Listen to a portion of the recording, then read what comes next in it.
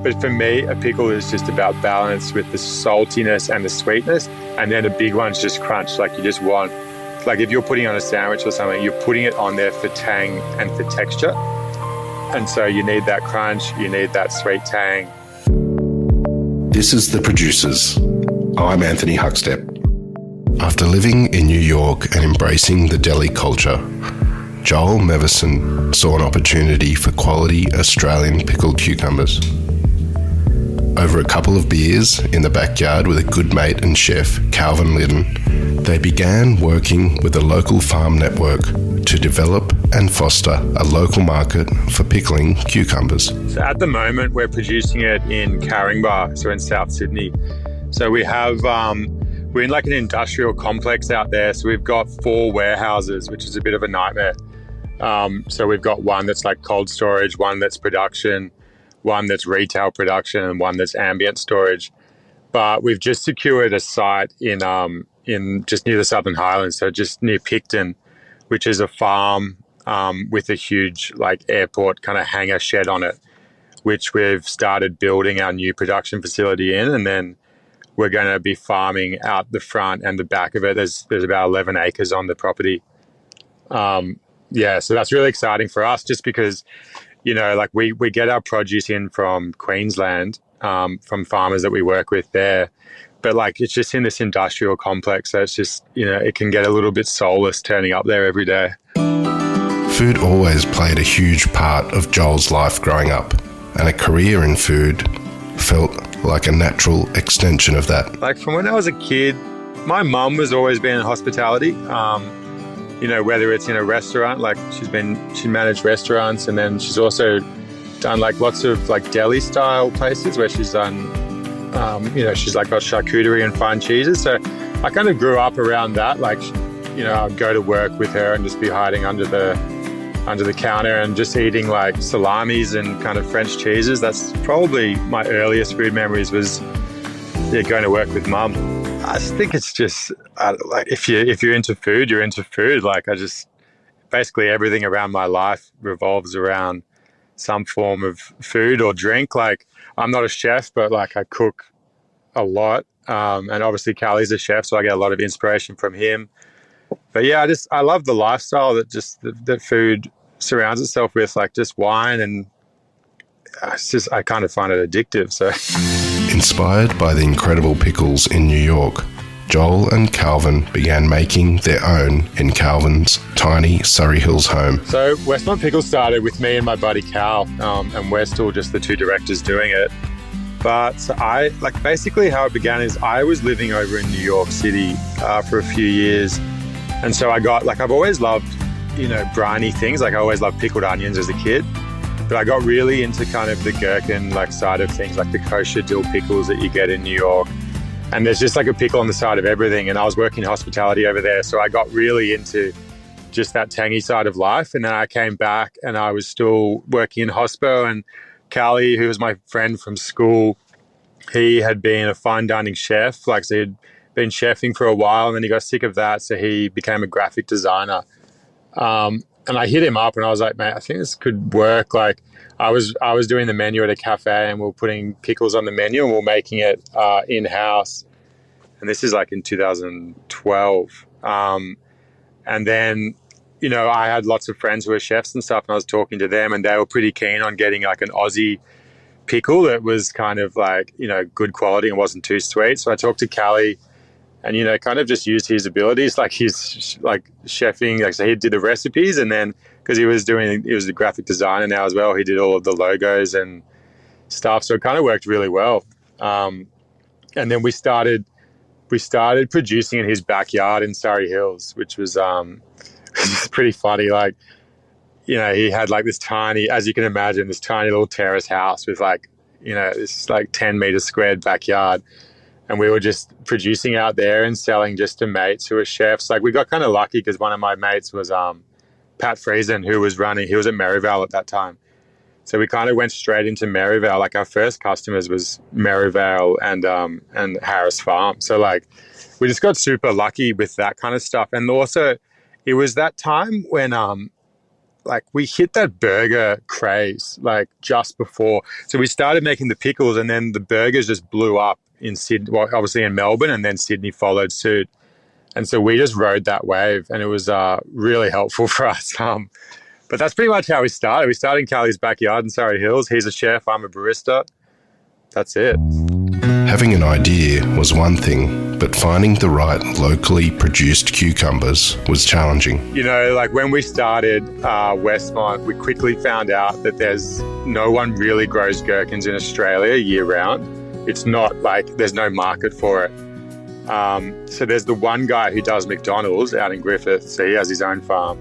And then you've got a few kind of guys in Sydney markets who might grow during the summer period, but there's no one growing gherkins year round in Australia. So it was really difficult for us to find the actual fruit was the hardest thing at the beginning, because to make a good pickle, you need really low water content in the fruit. And obviously Australia, we love our cucumbers, but we like them to be, you know, it's a salad cucumber that's the most available in Australia. And so when you pickle, say, something like a Lebanese or a continental cucumber, it just, like as the osmosis happens where the brine replaces the water in the fruit, because it draws so much water out, it just becomes, it's soggy, it's not crunchy. And so the biggest trial for us was trying to find a farm that was willing to, you know, put the investment in to put seeds in the ground. And so it's kind of like a catch-22, because you can't like show customers a really great product because the gherkin isn't there to pickle, but you can't grow the business to a point where a farm wants to to grow gherkins for you. Like, do you know what I mean? So like we kind of had to find a farm that would take a gamble with us and put some seeds in the ground. And at that point we were only, we were like 300 to 600 kilos a week, which, sounds like a lot, but it's for a farmer, it's just not really worthwhile. And so we found a group in Queensland who kind of believed in it enough, and they started growing it for us. And so we were taking about 500, 700 kilos a week. And then because we got that fruit that was an actual gherkin, we were able to go out and just grow the business because we had the quality there. So we could show chefs, what we had, and that it was better than what's on the market. And it was grown in Australia, which has always been our main selling point. Is like, this is Aussie, it's grown by Aussie farmers, we pickle it here, which has been really good for us. But yeah, so once the farm started doing that, then we kind of grew the business. But yeah, I said that would be the main hurdle, was just the produce. And then mistakes, like we're not food scientists. So like getting that brine right and getting consistency, especially when you're making it in a backyard in Surrey Hills, is quite difficult. So we had a lot of batches that didn't go well. Like I remember one of our first big clients as well was Hudson Meats, when they had quite a few stores. And we made this huge batch that took us forever to make, and it didn't go well. It wasn't pasteurized properly. And so it's just things like that, steep learning curves. But, you kind of only make those mistakes once. There are different ways to pickle cucumbers, but Joel sticks to a vinegar-based brine. So the pickling process for us, so we make a fresh pack pickle. So it's not fermented. It's got a vinegar-based brine, which we prefer. Like I love, like the traditional Polski or Gorky pickles and stuff. But for what we do, we service burger restaurants and cheese platters and stuff. So we like the vinegar-based brine. So basically what it is we get the fruit in, then we wash and process it. So slice it in however it's going to be presented. And then we make our brine in 10,000 litre batches. And the brine is salt, tiny bit of sugar just to balance it out, and then vinegar. And so the salt we get from Olsen's, and the vinegar is Australian vinegar as well. And then basically what we do, we have two processes. We got our food service side of the business, which is our pails, we do a 5 kilo and a 20 kilo pail for like burger restaurants and pubs and clubs and stuff. And so for that process, we just pour the brine over hot. So we slice the gherkins into the bucket, pour the brine over hot, and then we just leave it in the cool room to go back down to ambient temperature. And then that is that product is refrigerated to make sure it's like super crunchy. And then our retail line, which you can find at like supermarkets and stuff, is the same kind of process. It's just the sliced gherkins go in the jar and then hot brine over the top. But then it goes through our pasteurizing tunnel to make it shelf stable to sit on the shelf. As Joel explains, the product range is small, although they have some ideas in the works. So the range we got at the moment, like it's still like just gherkins, really. Like we've really wanted to like make like, you know, branch out, but like, I don't know, the business at the moment, like we do have a lot of things happening, but at the moment it's just, we just have gherkins, and we have, so say in the food service side of things, we've got, you know, just different slices for different people. So like, you know, for Maryvale, we make a specific pickle for them, which is Jordan Toff's recipe. And so that's like a flat cut pickle. It's nice and thick, that has, you know, like onions and stuff in it. Then we do crinkle cut slices for people. We do whole pickles. We do half pickles. We do spear pickles. And then in the jars, we do like slices, halves. And it's just like, to be honest, it's just different flavor profiles that we're doing at the moment. Like we have a jalapeno pickle as well. And then we have a fermented hot sauce, which is a habanero fermented hot sauce. But like, you know, 95% of the business is just gherkins. So like there's a lot of room for us to bring some new products out there, but it's just been so much like learning and growing quickly. Like we have grown quite quickly. Like we're at, I said before, we started with about 600, like 500, 700 kilos a week. We're at about 12 ton of gherkins a week now.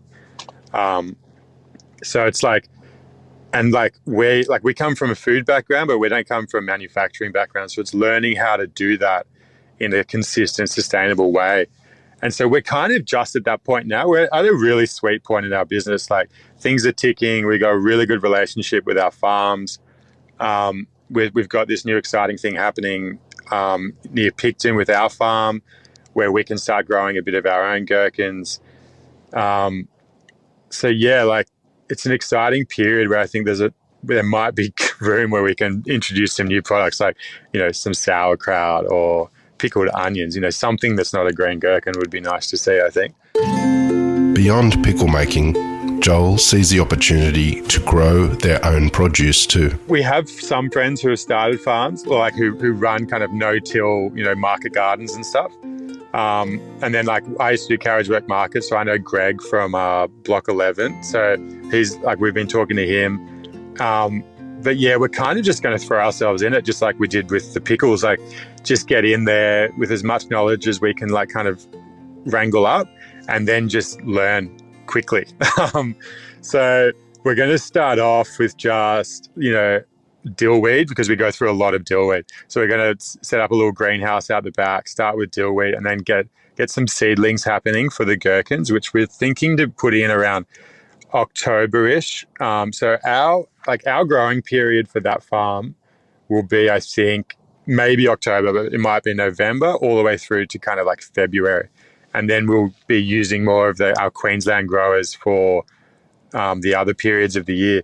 But so the farm for us, it's about a few things. Like it is about supply. Like if we can have some of our own supply, that's really cool.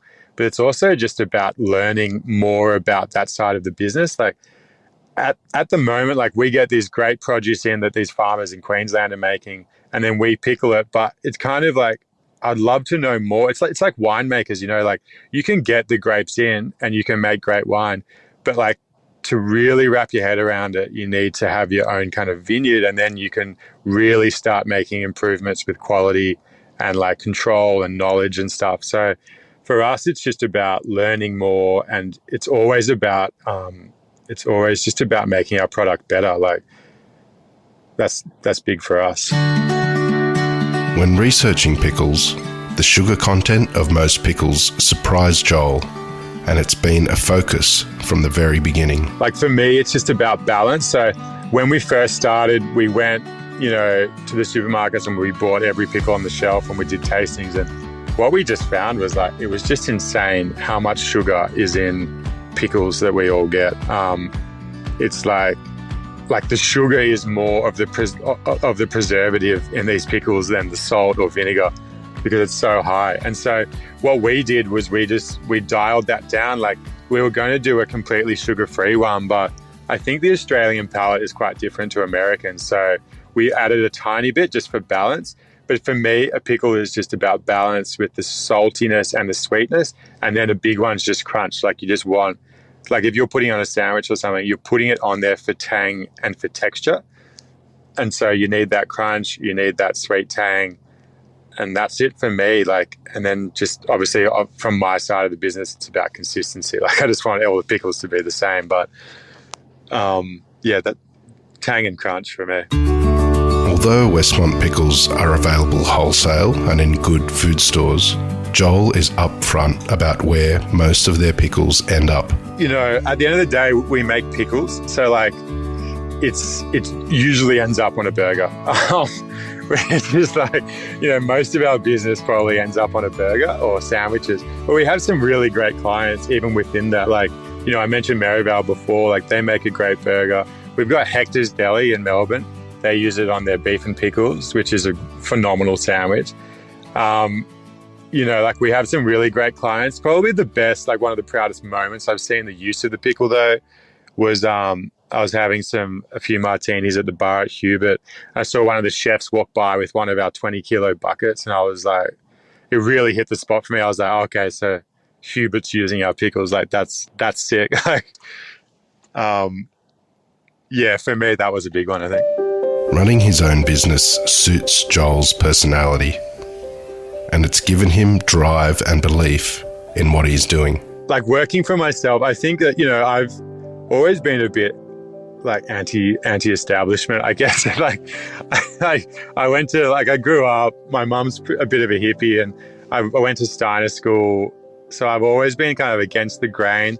And so like, it's been a struggle having a boss ever, to be honest. Like, and so just being my own boss is obviously really stressful, but it's also just, I find it like, I don't think I could have it any other way anymore. So it's changed my life in that aspect where like, you know, learning to be a boss has been a big one for me. Like, you know, I'm not so much, that's not really how I work, but Callie, you know, my business partner, he's really good with that stuff because I guess from being in the kitchen, he knows how to run things really well. But yeah, just having that freedom to like work on things that I want to work on and when I want to work on it. So sometimes, you know, I'll be working late into the night, but the next day I might just go surfing all day. You know what I mean? So it's about like kind of life balance for me.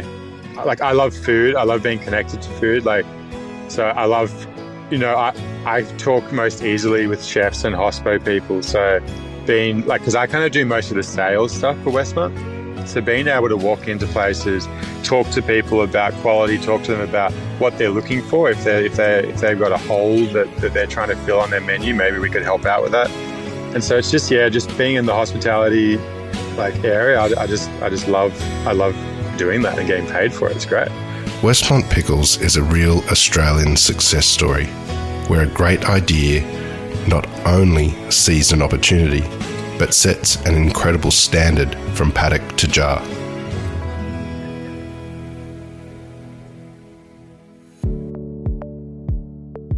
This is The Producers, a Deep in the Weeds production. I'm Anthony Huckstep. Stay tuned as we share the stories of producers, farmers, makers, and growers, the true lifeblood of the food industry. Follow us on Instagram at Producers Podcast or email us at producerspodcast@deepintheweeds.com.au.